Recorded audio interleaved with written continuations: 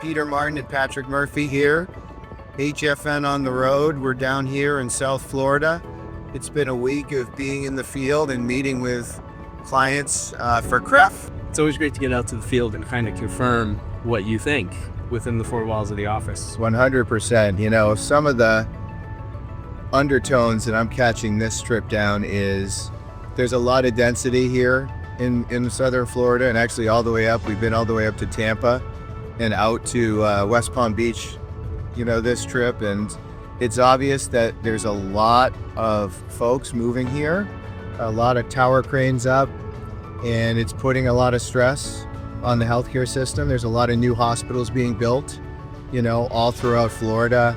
And, you know, there's a benefit there, right? New hospitals have new systems, making things a little more efficient for the incoming generations trying to operate these hospitals. It's a little more their speed, but on the same token, you know, you've got a lot of folks still in facilities down here, have been in the facility for, you know, 10, 20 years, and it's a challenge, you know, bringing on a new building or a new hospital and getting used to all of the different technology that's associated with them.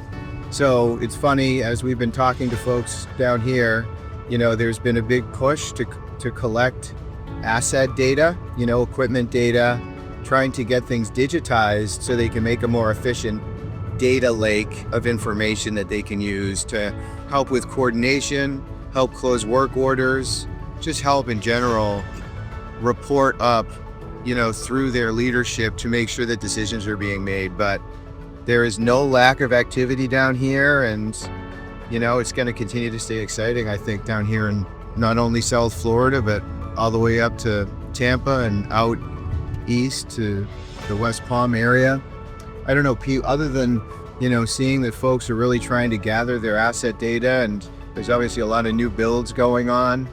You know, what are your thoughts? You know, one last piece, you know, obviously it seems like everyone we met are actively looking for folks to come into the industry.